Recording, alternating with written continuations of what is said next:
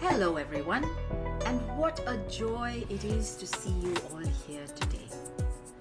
Today we celebrate World Storytelling Day, which was actually on the 20th of March, and we've decided that we're going to extend the celebration and continue all day, all night. Shall we go all night?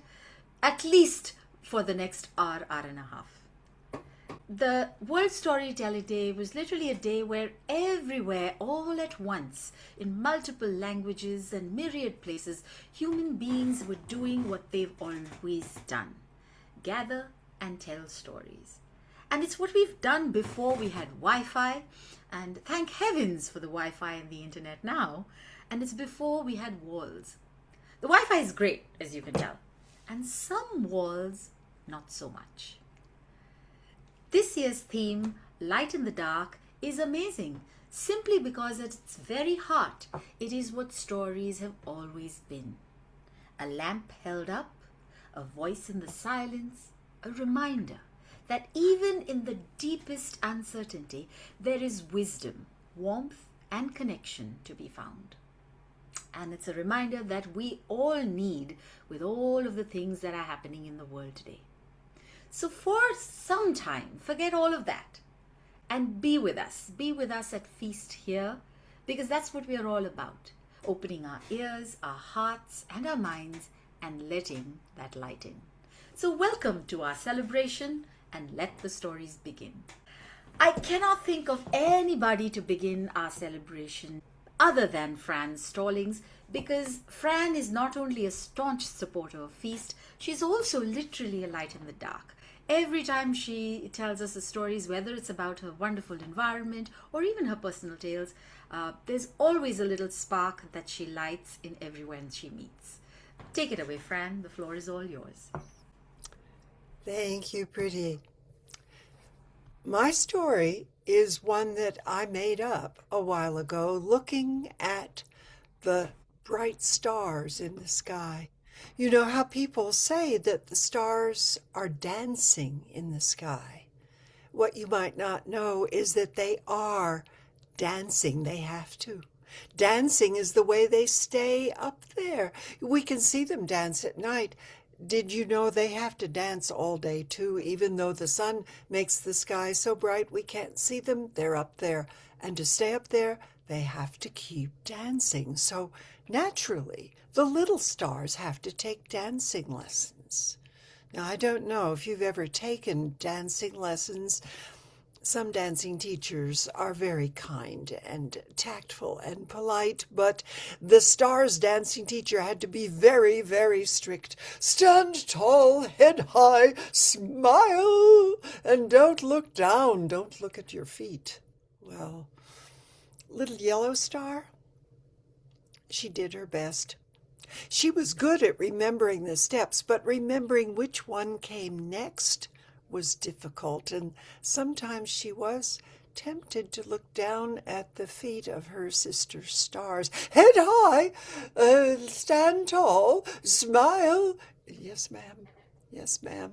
And she practiced and practiced, and she danced and she danced. But there was one time when she just really needed to know what came next, and she looked down and she saw a planet, a little blue and white planet. Well, blue and white and green. And the colors were so wonderful because the sky was all black and white. And here was blue and green. And stand tall, head high, smile. Yes, ma'am. But she really loved looking at those colors. And so next time she had a chance, she looked down and, the planet was still blue and white, but the green parts had turned yellow and orange and red. Oh, colors, how lovely. No, stand tall, head high, smile. She wondered about that, though. How had the colors managed to change? It was very pretty, and so she gave in to temptation again after a while and looked down, and the yellow and orange and red were gone, and now it was just brown and white. There was more white than before. What had happened to the colors? How could that be? She stared and stared, and she felt herself falling. She felt herself falling down faster and faster and faster, falling down out of the sky, falling down, and she hit the earth and plunged through the white stuff into the brown stuff, and there she was, stuck. And she thought, oh no, I've failed. I'll never dance again. My sisters up in the sky, they will dance and give their light, and here I am stuck on the earth. Oh no. And she was so sad. But eventually she felt a little warmer, and she reached up out of the earth, and she came up through the brown. The white stuff was gone. She came up out, and she looked around with her yellow star face. She looked around, and she became the first daffodil. And the wind blew, and she danced. And ever since then, daffodils have been dancing wherever they grow. When the wind blows, they dance like yellow stars. But you will notice that some of them still sometimes look down at their feet. And that's the story of Little Yellow Star, who became a daffodil. Thank you. Oh my goodness, thank you so much, Fran. I shall look at every daffodil differently now, knowing that it was a little star that wanted to dance. So the daffodils dance as well. So thank you for that wonderful, wonderful light story. Here's another one. Our next teller is from India. She's a dear friend, and you will find that Mangalam is extremely entertaining. Mangalam, come on and take it away. The floor is yours. Thank you, Preeti. It was pitch dark inside the small pantry. It was just 10 into 10, and inside that were 20 pregnant women and their bystanders and a nurse. Where, you ask? Okay. It was in the small pantry of the antenatal ward of the Kama and Albus Hospital in Bombay, or Mumbai as it is called. And the date was 26 November 2008. How did they all reach there? How did they all, 41 people inside that small pantry, how did they ever reach there? Okay, let's just rewind and see. Anjali Kulte was a nurse, and on that day, it was night duty for her. So at 8 p.m., she came in and she tapped in her entrance and she went in. She changed to her scrubs and she went about doing her duty. She was in the antenatal ward. There were around 20 pregnant women over there who were expecting their babies in a day or two. And she went around, she did the regular checkups. Some of them were eating fruit, some were having soup, some of them were talking to their bystanders, and they were all eagerly waiting to hold their bundle of joy either the next day or the following day, not more than that. So she was joyfully talking to all of them and walking around. After the regular checkup, at 10:30 she came and she just sat down at the nurse's station when she heard a gunshot. A gunshot? That was not a sound supposed to be in the hospital. So she and the floor cleaners, a couple of them, they went and they peeped outside to look at what the sound was. And as they saw that two armed men had jumped over and scaled the hospital wall and they had shot one of the security guards.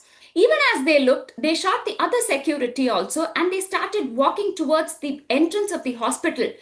And they just randomly shot up. And at that time, one of the helpers' thumb got bruised by a bullet. She immediately rushed and did first aid. Everyone froze. They didn't know what was happening. She called the doctor and informed that two armed men had actually got into the hospital premises. For a moment, she caught her breath and she pulled the two heavy doors of the antenatal ward, and she put a huge lock, and she even pushed a heavy bench against so that even if they tried, they could not open it. She just did what she could and with whatever she found around. And then she went in that ward of 20 people. She knocked at every door. She told all of them to come out. She told the bystanders to come out. She told the pregnant women also to come out. And she told all of them to walk towards the end of the corridor where the tiny pantry was. So 20 pregnant women, along with their bystanders, they were all ushered to the end of the corridor, and inside they were all there. She switched off every single light in that corridor, and that place looked almost empty. Even if someone switched on a torch and saw, there was no sign of a single person there. Because there was another access to this ward, she wanted to ensure that they were all taken to safety. And so she sent all of them. And in that 10 cross 10 pantry, which had two doors, one opening in the antenatal ward and the other door, which was on opening to the other corridor, they were all there. She switched off the light over there. She told all of them to switch off their mobile phones also, lest someone calls and it attracted attention.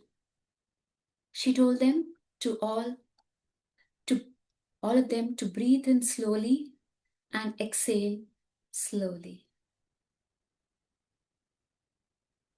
In 5 minutes, in between 10:30 and 10:35, so much had happened. She just told all of them to stay calm, and inside the pantry, pitch dark, they all were there.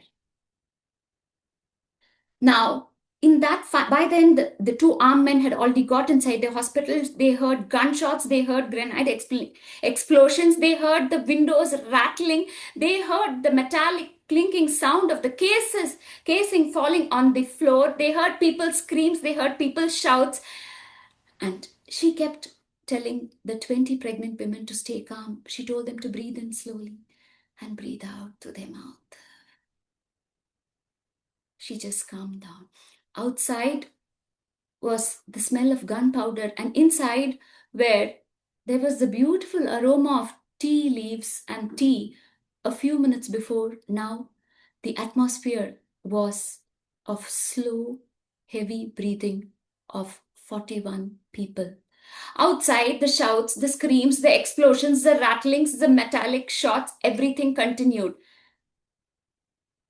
But Anjali Kulte held fort. She stood right behind the door in case anyone came. She was willing to take in. And now the most dreaded sound was heard. They heard footsteps approaching closer and closer and closer and closer to the pantry. Everyone froze. No one dared make a sound. They even forgot to breathe. It looked like a couple of them even fainted. And one person rattled the door. The lady was about to shout. Anjali stopped her. And another man kicked the door. The door ground. People inside prayed to the universe, prayed to the power, whichever they believed in. Thankfully, the door did not give away. Looks like there's no one here. A couple of gunshots in the air, and then the footsteps receded, and it was far. Everyone felt their breath fall in place again. Anjali Kulte still stood there. She was right behind the door, come what may, and she kept checking upon all the 20 pregnant women if they were all right. Now it was past 1:30. The night decided to test her a little further. Out of all the stress and hypertension, one of the ladies went into labor. Now, in that pantry, where there was hardly place for all of them to even stand or move, how was a delivery possible? And since she had hypertension, she was a case admitted for a C-section. She called the doctor who was in the second floor, but then she put down the phone. She said, okay, I will get her to the second floor. The doctor almost fainted hearing that. Now, gunshots were still being heard. There was firing in between the armed men and the police. Above, the ceiling was shaking with people running around. Anjali Kulte opened the pantry door. She looked to her right. She looked to her left. It was dark and there was no movement of any people seen over there. No movement, no motion. Yes, she knew it was dangerous, but she had to take the person up. She just requested one thing. She said, I understand you have got pain, but please, please don't shout. Every time you feel the contractions, you feel the pain, just squeeze my arm. If it's really, really unbearable, bite my palm. But please, please don't shout. I know it's difficult, but please. So saying, and she said, always stay behind my back, never come out from behind my hiding. I will be in front of you. And so saying, sideways she went, looking down and looking ahead, not knowing where the armed men were and if they would come at any point of time. Looking step by step, step by step, step by step, step by step, she reached the second floor. Again, she looked to the right, to the left, and she quickly took her to the labor ward. And there, under dim light and using the mobile light, the surgery was done. The mother was fine, the baby was fine.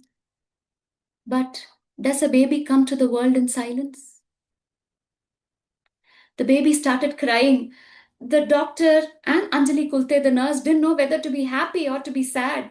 The baby was crying, as all babies do after birth. Now they felt that they heard the gunshots come closer and closer. Anjali Kulte, she just watched, but thankfully the baby's cries were being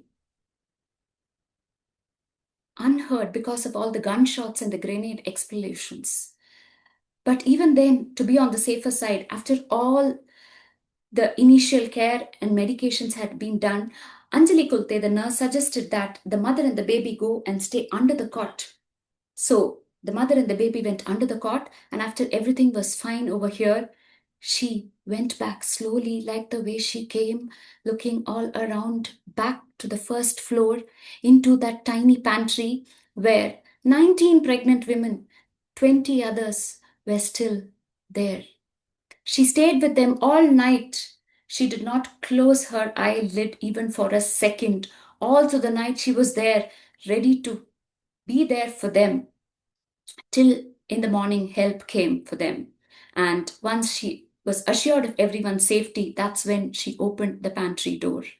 That night of 26 November 2008, when there was chaos, there was fear, there was darkness all around in Mumbai, one lady, she inside the Kama and Albus Hospital, Nurse Anjali Kulte, chose courage. She was indeed the light in the dark for them. Thank you.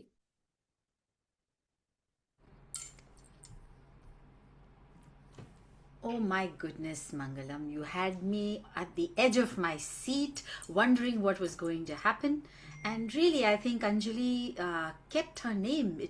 Her name means divine offering, divine, saving. And literally, I think she did that. She was a divine savior for these people. And I guess that's what it is to mean a light, to be a light in the dark, to be in the center, to be in the calm of the storm, and to weather it with grace. So, hats off to such people. Thank you, Mangalam. That was a wonderful story to share today. Thank you. Our next teller is somebody that's new to Feast, and I trust that she will not be new for very much longer. Saloni, come on. Come on. Hi there. Hello. Pleasure to have you with us. We haven't met before here, and I think this is your first time at Feast, with Feast. Yes, I was so glad when I found it online. So this is lovely. Wonderful. So go ahead, Saloni. We're waiting for your story. I'm still waiting for my heartbeat to slow down from Mangalam's story. That was fantastic. Um, Mine came from something much simpler. Years ago, I was plagued with this very one simple thought that I felt like my life was just passing me by. I was on a hamster wheel. I was just getting up and going to work and just living life and chasing these milestones that other people had told me I was important. And this very small voice kept telling me, saying, I don't just want to exist. I want my life to have a purpose. I want to be somebody. I want to do something in this world. But there was never any way how. I mean, I'm a boring techie who lives with a dog in Seattle. There's not much purpose in my life. And then this opportunity came about. I got my shot. There's a program called CASA in the US. It's not, it sounds like a Mexican house, but it's not. It's court appointed special advocates. It's a volunteer program that works with foster kids, and they're attached to the family court of the state we were in. So I was nominated to it, and I had to go through 50 hours of mandatory, nerve-wracking, extremely difficult training. But I passed and I became a CASA. And I was sworn in by the judge at the family court in San Francisco. And I was so excited because this was my chance to be there for someone. Oh my God, I couldn't wait.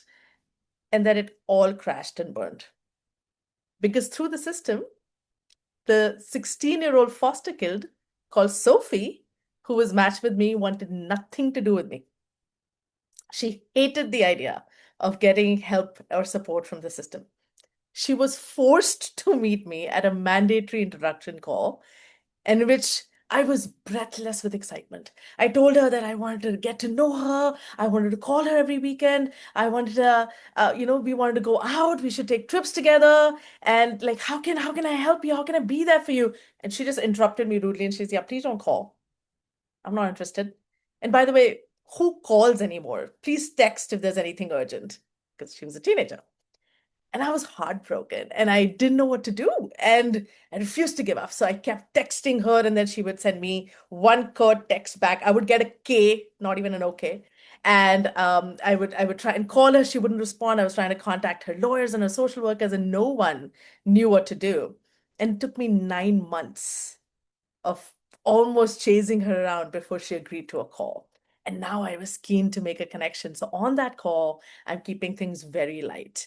And I'm letting her talk. And she's discussing school, and she's talking about friends. She's talking about some subjects.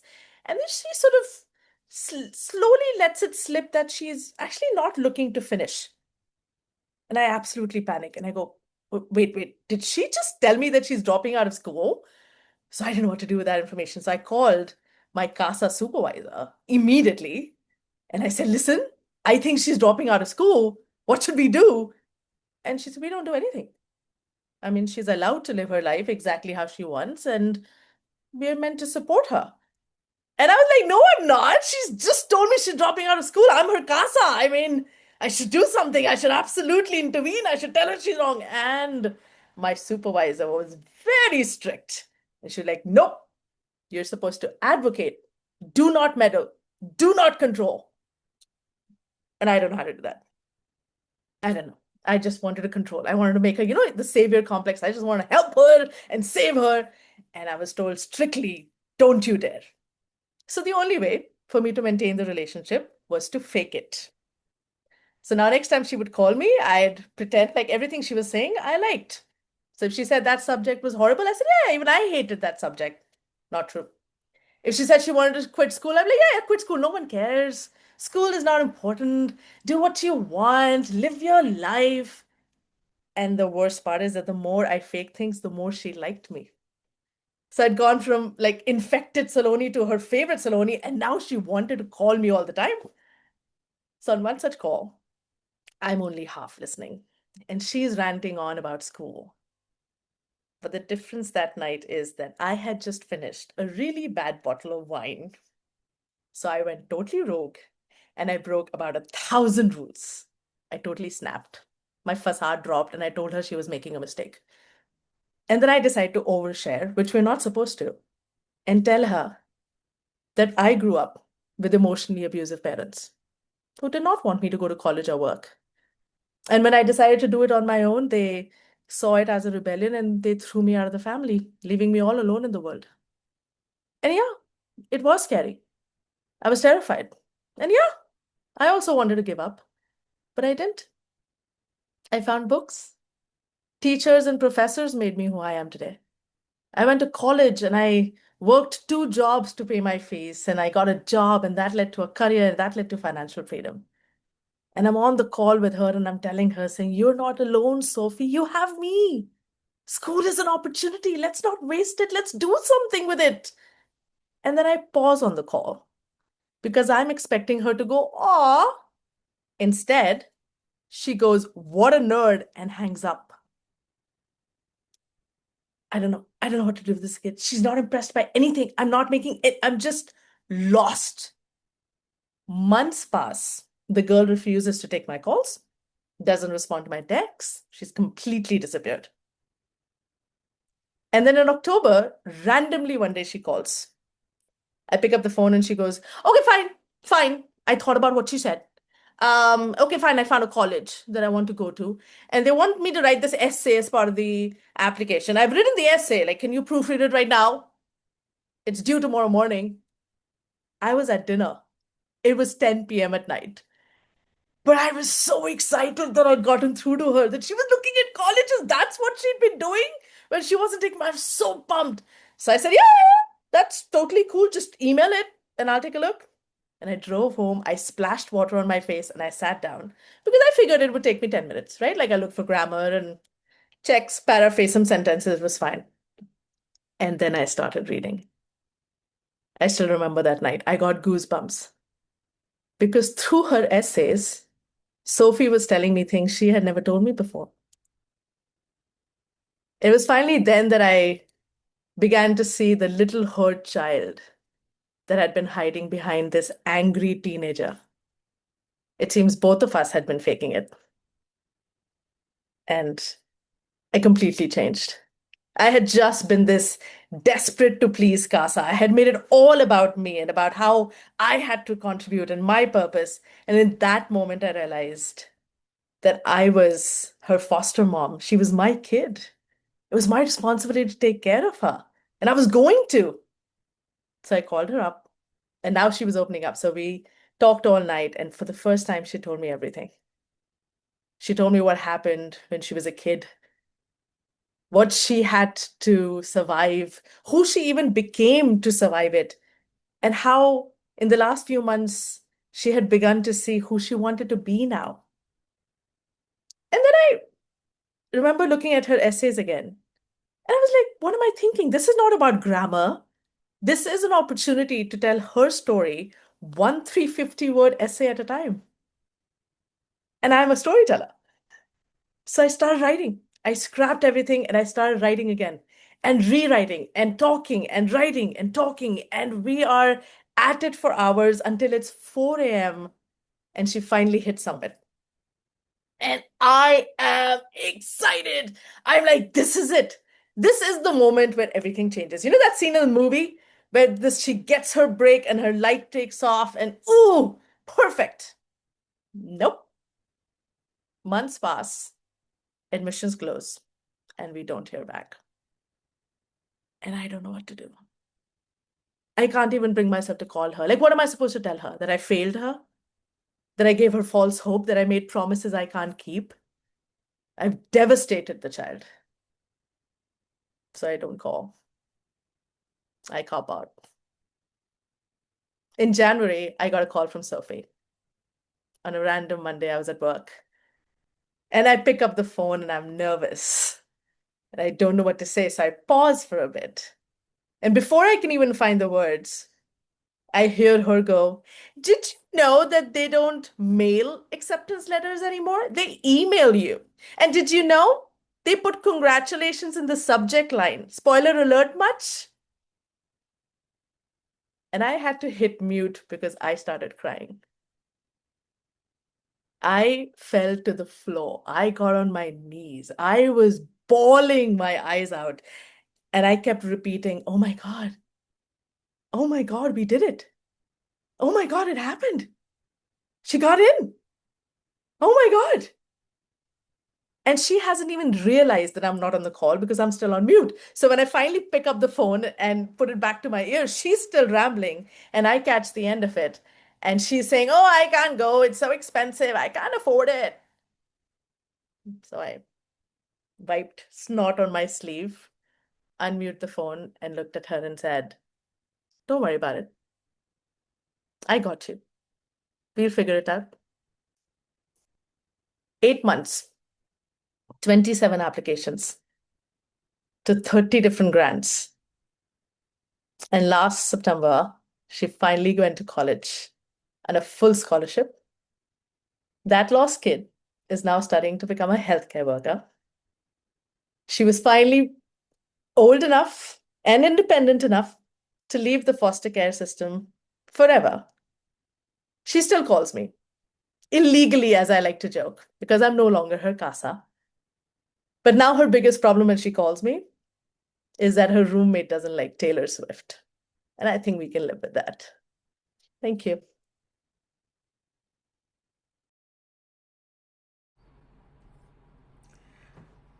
Thank you, Saloni. Thank you so much for sharing that. It was a piece of light in that entire sea of darkness. We've heard of so many stories about the foster care systems, about how terrible it all is, and when I hear something like this, and when I see people like you that don't know what they're doing but do it anyway, and create the light that is so needed. Thank you, Saloni, not only for your story, but what you did and what that little girl did, and the fact that both of you didn't give up. And because of that, now there's one light in the world that's going to go out and light some more. So, kudos to you. That was wonderful. Thank you. All right. And our next teller is another dear friend, somebody who's been with Feast for a long time.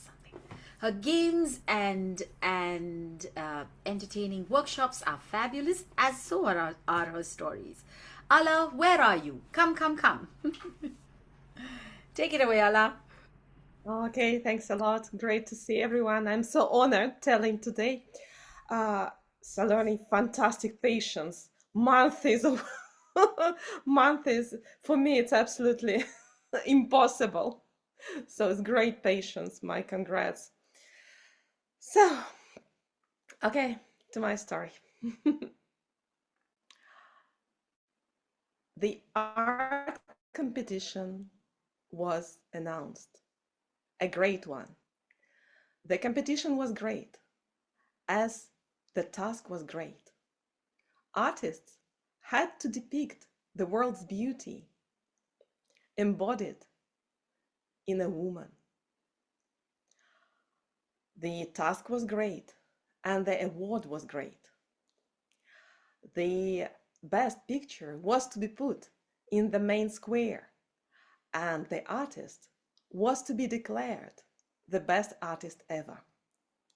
Only 2 artists dared to take part in the competition: a famous old artist and his young but really talented student.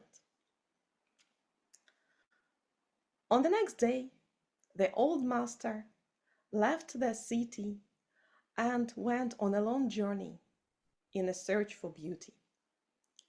His name opened him the doors of big castles and small huts.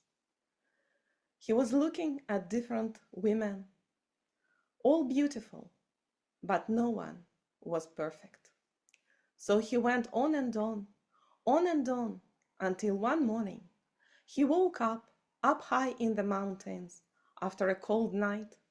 He opened his eyes and he saw her, a young woman going down the path, young, fresh, innocent, perfect, flawless. He knew it was her. His long search was over. On the day of competition, 2 big paintings were put in the main square, both covered with fabric. The square was full of people, as everyone wanted to see the beauty. A judge pointed to the picture of the old master, and the fabric slid down. And there she was, young, fresh, innocent, perfect, and flawless. She was depicted against the dark mountains, which made her beauty and which made her perfection even brighter. His great skill made her really alive. Her perfection started radiating from the picture to the square. But you know, the brighter light, the darker shadows. And the merciless light of her perfection threw the darkest shadow on people's hearts, on people's minds, on people's eyes. The man looked at their women. The women looked back at their man. No one was perfect. Everyone looked crooked in comparison. The old shepherd looked at his old wife. She was old, fat, with red face, all wrinkled. How can I live with such an old hag? And she even didn't dare to look at him, just looking down. Cold, bitter silence filled up the square. Everyone was sad and disappointed, but at the same time, everyone knew the old master had fulfilled his task completely. What was the point to open the second picture? Who could actually beat such a perfection? But the judge couldn't break the rules, so reluctantly he pointed to the second picture, and the fabric fell down, and there she was, a young wife of the young artist. He depicted her in their background on a sunny day, with some grapes, ripe grapes at the background, and with soft shades on her face. She was looking quietly at the crowd, and people could not believe their eyes. They started clenching their fists. How did he dare? Is he kidding us? She wasn't even a beauty. She was just a woman which they met in the street, in the market. Is he making fun of us? And she was looking quietly and softly at the crowd. And she was all shining, not just her eyes, but her hair and her skin and her face and all her body were radiating love. And this magic light revealed a real beauty which can be found in every woman who is loving and who is in love and who is loved. And this soft light radiating from the picture enlightened the hearts of the people, their minds, their eyes, and the people started smiling. And the old shepherd looked at his wife, still old, still wrinkled, but who cared? Her eyes were shining with the same light they had been shining so many years ago when she was young and pretty. And she looked back at him, and she saw him, young as he was. She saw again how he jumped over the fence, how he grabbed her, how he kissed her, and so what do you think? Who won the competition?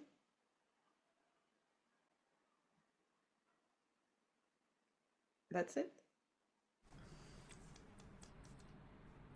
That's not it, Allah. It's everything. It's everything.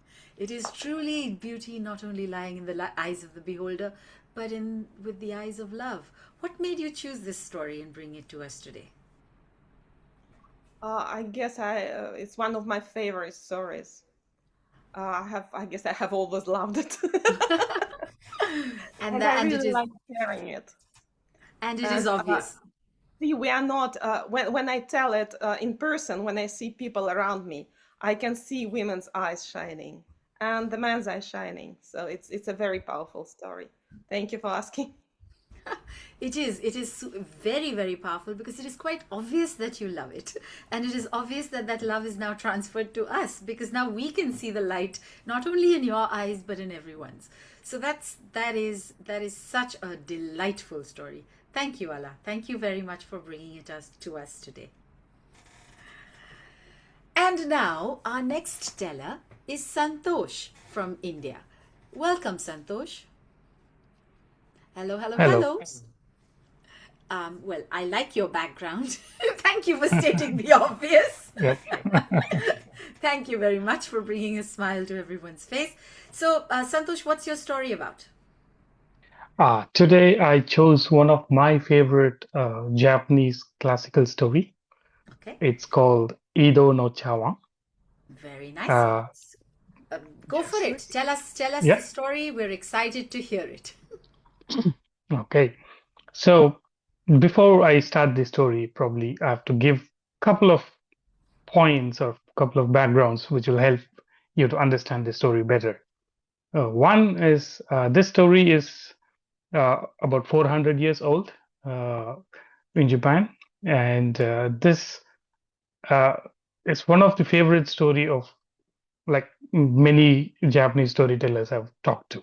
So first time when I heard it, it was also really good. So it became my favorite story as well. So this story is about a junk man. Japan is actually very good in recycling things. So even now, even from 400 years ago, there were junk men, for lack of better word, I translate it as junk man in English. But there are people who went around, collected used clothes, used stuff from everywhere, and sold it elsewhere. So the recycling part, even now, if you see in Tokyo City here, there's a lot of reused shops. There are second-hand clothing shops. They call it antique shops here. From furnitures to everything, you get those things. And a little bit like there's some money part which comes in this story, which is old currency. Like right now we have yen here, right? So during Edo period, 400 years ago, we had something called as mon and ryo. So mon is a smaller currency and ryo is a uh, larger currency. So mon, I kind of did a quick look up. How much would one mon be equivalent right now in the end?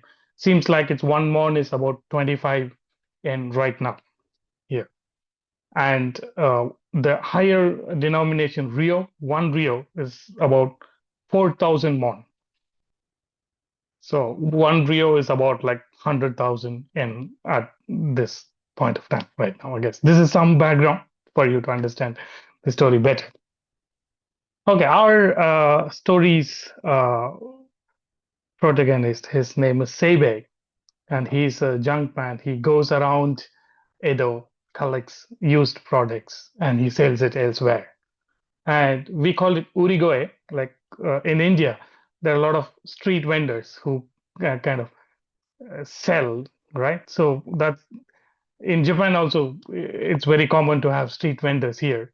And he was shouting his word, Kuzi, Kuziohara, Kuziohara. He was shouting and he was going around the streets. And he found there was a young lady who called him. He saw, oh, she looks very pretty and she looks educated and beautiful, but why is she here in this poor area? Her dress seems very simple. Okay, anyway, let me go in. And he went into the house and he found a samurai sitting in this poor house. Usually, samurais are well off, like they are highly paid, this thing. But this samurai was looked so poor. He had very basic clothing and he was in a poor area. He went there and he asked, like, how can I help you, sir? And the samurai told, I've lost my job and I don't have much right now. I just go around uh, teaching kids in the temple, and I make my money from that. And we have nothing much to do right now. And it has been raining heavily for a few days. I have not been able to go out teach, and I don't have any money. So I was thinking I will sell some of my belongings to you and make some money. And Sebe, our young man, told, oh, yes, sure, sure, whatever you can, please. And he gathered some scraps from his home, and the samurai gave it to him. How much do you think you can give it? Sebe, look, this is not much, sir. All that probably I can give you 1 or 2 mon. That's all I can do, he said. And the samurai suddenly remembered, okay, I have something which probably I can sell. And he brought an old Buddhist statue from inside and he gave the seller. How much do you think you can give for this? Sebe, being a junk man and he's a honest man, he took that and it looked like an antique Buddhist statue. He looked at it and said, sorry, sir, I don't have an eye for this. This seems to be an antique piece. I don't know how much I should pay. What do you think I should pay this, sir? Samurai told, I really don't have any idea. How much do you think? And he said, okay, let's settle with 100 mon, sir. I'll give you 100 mon for this, and I will go sell this elsewhere. And if I make more than 100 mon on this, I will split the profit with you. And the samurai told, no, no, no, no. You give me 100 mon and that's all. You don't have to split your profits with me. And the junk man told, no, no, sir, I want to, because I really don't know if 100 mon is the right price for this. And he got the statue, he gave the 100 mon to the samurai, and he went off selling again. And there was a new samurai in town. His name was Takagi. And he was in his house where he could hear the junk man going outside. He looked at him outside the window. He noticed that Buddhist statue. Oh, that seems interesting. And he called the junk man up his house. And he called, okay, so what are you selling? He said, no, no, sir, I don't sell. I buy old stuff from people and sell it elsewhere. But I saw a beautiful Buddhist statue in your basket. What is that? Oh, that I got it from another samurai. And this is an old Buddhist statue. I bought it for 100 mon, and I promised him if I sell it more than that, I'm going to split the profit with him. And Takagi, the new samurai, he really liked the honesty of the junk man. And he told me, okay, this looks really good. I'm new to this town. I was looking for something nice to decorate my house. And this Buddhist statue seems to be the right thing. Okay, you bought it for 100 mon? How about doubling that? I'll pay you 200 mon for this. And the junk man was really happy. Oh, okay, definitely, sir. Please pay me 200 mon, and I can give back 100 mon as a profit share to the samurai. And he got the 200 mon, and he went back to give the 50 mon back. And our new samurai, Takagi-san, he took the Buddhist statue and he started cleaning it. When he was cleaning it, something fell off from inside the statue. Oh, he saw that. What is that? When he opened it, it was 50 ryo. There was a lot of money in that. And he said, oh, this has to be given back to the original owner. This doesn't belong to me. I bought this statue. I didn't buy this money. And he wanted to return. And he started looking out for our Seibe, the junk man. Unfortunately, our Seibe fell ill for a few days and he didn't go out for his business. But this news spread around the city. All the junkmen know this new samurai is looking for someone who sold him a statue. So the rumor spread and they were talking, okay, we know why the samurai is looking for the junk man. Probably the junk man stole something from the samurai. Or no, probably he killed some of his family members. And everybody is like the rumors is spreading and everybody is talking about it. And finally, after a few days, our junkman Seibe, he came back for his business and he met his friends, other junkman. I went, oh, did you heard of it? The samurai, he's looking for a junkman. Oh, who is that? The new samurai? Or probably he's looking for me. I said, oh, you are the one? You killed his father? Did you? I said, no. I didn't kill anybody. I don't know why he's looking for. You are in big trouble.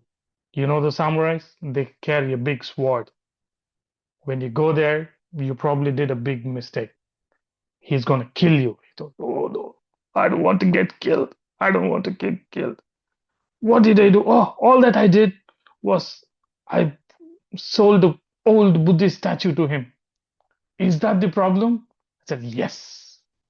Probably that was really old. Probably he cleaned it. And when he cleaned it, probably the head fell off. That's the problem. The samurai got angry and he is looking for the junk man who sold this. He is going to get his head off. Okay, do one thing. Don't go to that area where the new samurai lives for a few days. Let him forget about it. But our Takagi, our junk man, he started going around his business and he forgot where he were.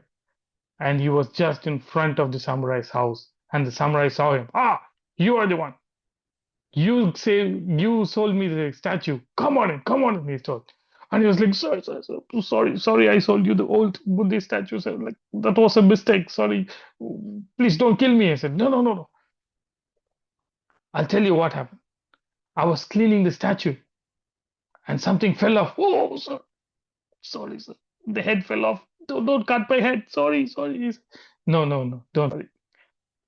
There was 50 Rio inside.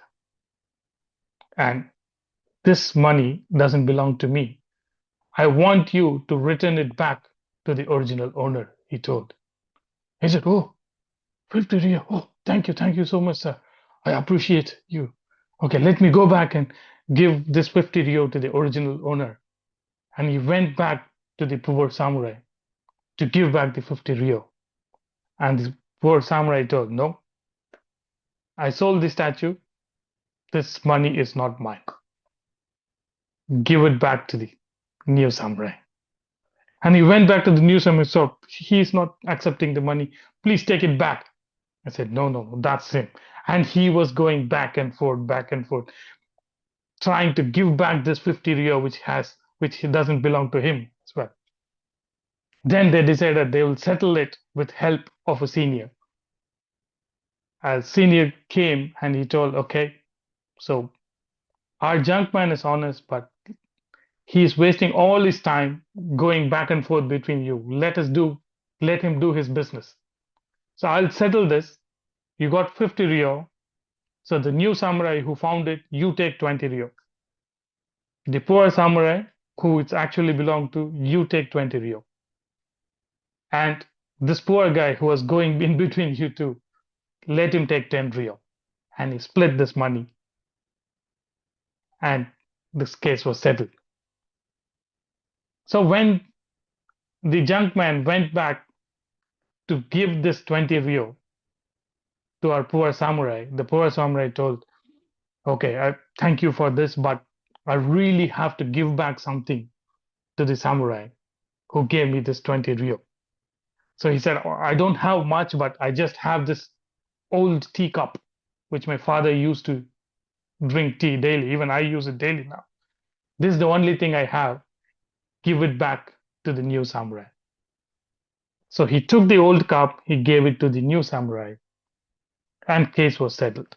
But this story spread across Edo, and everybody was talking about this story. And the king, the shogun, he heard about it. And he called the new samurai. Come on, tell me the story. What happened?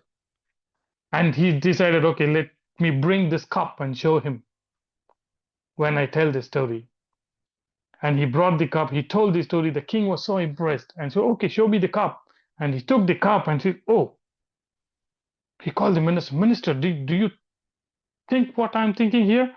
Can you examine this? And they told, yes, sir, this cup is the most valuable cup we could find here.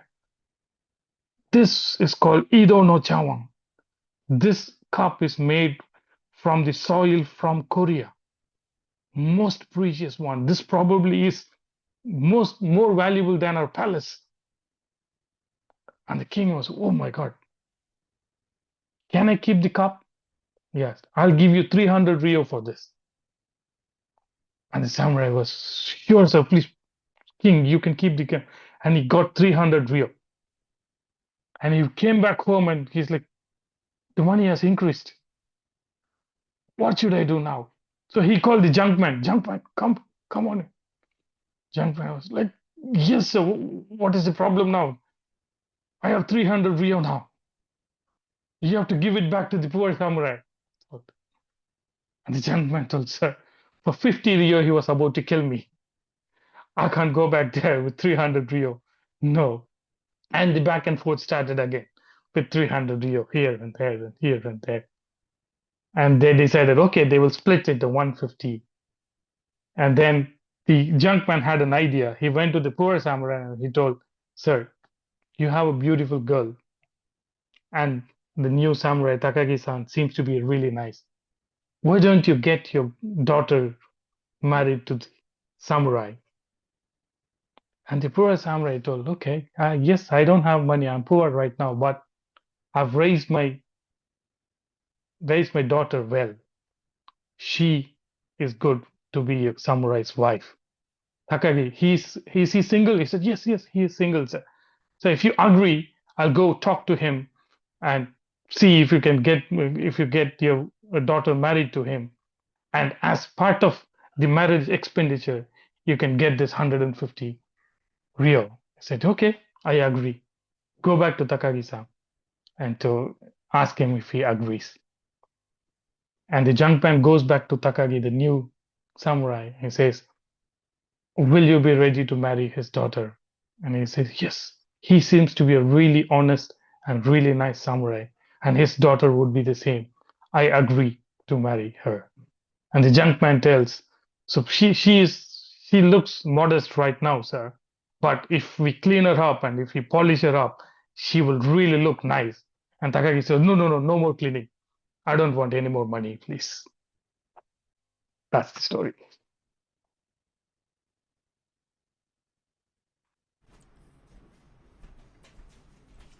Thank you so much, Santosh. Truly, the light of honesty and virtue is never ending. As each samurai keeps literally like a ping pong match, batting a bit of light back and forth, and it just keeps multiplying on and on and on in abundance and joy and beauty. That's wonderful. What a lovely story. I can see why it is your favorite classic Japanese story. I can completely understand. So we have one more teller today, and that is Minu. She has been waiting patiently for us. Minu, here we go. Namaste, Namaskara, Vanakkam. My name is Meenu Sivaramakrishnan, and I'm zooming in all the way from Bengaluru, India. Come join me as I take you way back in time to the time of Vijayanagara, when the kings were ruling this land that we know as Karnataka, the state of Karnataka, in my country, India. Tandane nane nanane, tanane nane nanane.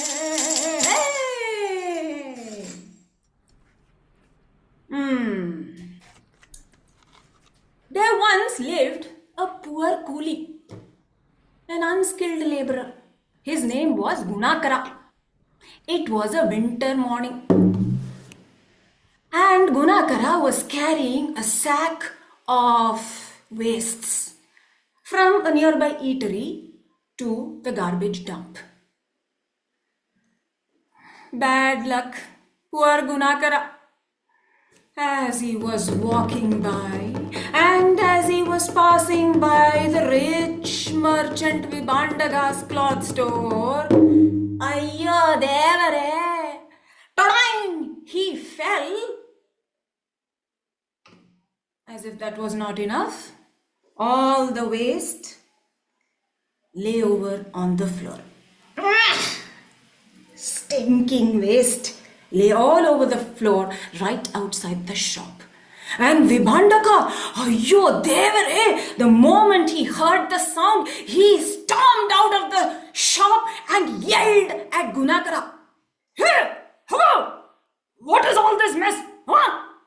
Ayyo, if my customers come and see this, wipe this out clean right now. I don't want to see this mess, okay? Come on, quick, quick, quick!" Gunakara was so scared. He was trembling in fear. Immediately, he took a broom and a bucket of water and he started cleaning and cleaning and cleaning and polishing and polishing, cleaning and polishing and cleaning and polishing, until there was not a speck of dirt on the floor. But you see, Vibhandaka was not someone who would give in so easily. He walked out again and he said, "Hey, Henry, what is this? Huh? There is so much water. It is all so wet. Wipe this off. Wipe this off dry. Come on, quick, quick!" Sir, please, sir. I don't have a cloth. But if you have a cloth, sir, can you give me? I will wipe it off dry right away, sir. Even otherwise, the sun will be out soon and this place will be dry before your customers start coming in. Sir, please, please. Vibhandaka was boiling with anger. How dare you speak to me like this? Huh? Do you think I'm having a warehouse of old clothes? What is that coat you're wearing? Remove that. Remove that and use that to wipe this off dry. Come on, remove. Yo, sir, please, sir, please. I am a poor man. Sir, this is the only coat that I have to keep myself warm in this winter. Sir, please, if I remove that and use it to dry this place, sir, what will I have, sir? Sir, please let me go, sir. Please leave me, please. By now, a huge crowd had gathered around. But no one came to support Gunakara. Who will, after all, antagonize a rich man like Vibhandaka? But then, there came by Haripant. Haripant, a wise magistrate who was walking to the court. Haripant. He heard the commotion. He saw the crowd.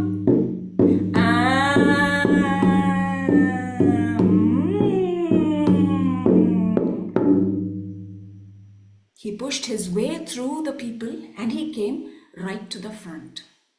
Now you see, Haripant, everybody respected him, including Vibhandaka. He was appraised of the situation. Haripant looked at Gunakara.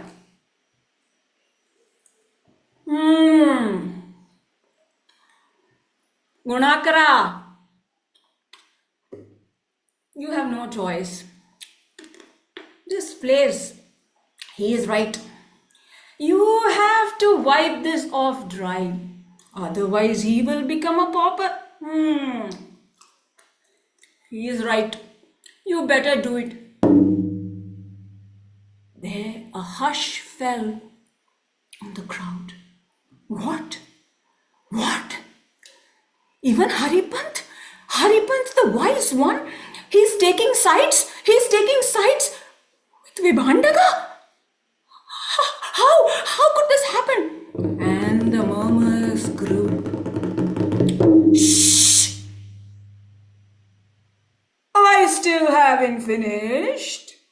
Listen to me completely, he said. And he looked at Vibhandaka. Vibhandaka, you better compensate Gunakara's family for his untimely death. What? Death? Who's dead? What untimely death? What are you talking about? Vibhandaka, you see, your complaint was based on an if. And so you see, you said, if your customer saw this, if your customer smelt the stinky smell, they will not come to your shop and you will lose all your business and you will become a pauper. Similarly, if Gunakara loses his coat today, he might catch a cold or a fever. And he might even die. Being the sole breadwinner of the family, his family might also starve. Who knows, some may even die. And so you better compensate Gunakara's family. And then he looked at Gunakara. Clean up fast. Gunakara, clean up fast. Let it become dry. And Vibhandaka, after he does his job, take him into your store and show him the best and the warmest coat for this winter. Huh? As Vibhandaka stood there in shock, everybody else finally saw the light in the dark.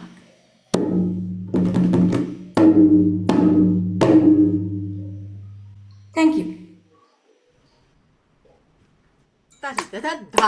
Well done, Meenu. That was so entertaining. Thank you so much. We all need somebody in our lives who can, distinguish between what is dark and point out the light easily. No matter what the confusion, to have it clear would be wonderful. And yes, that pan looks very delicious as well. So,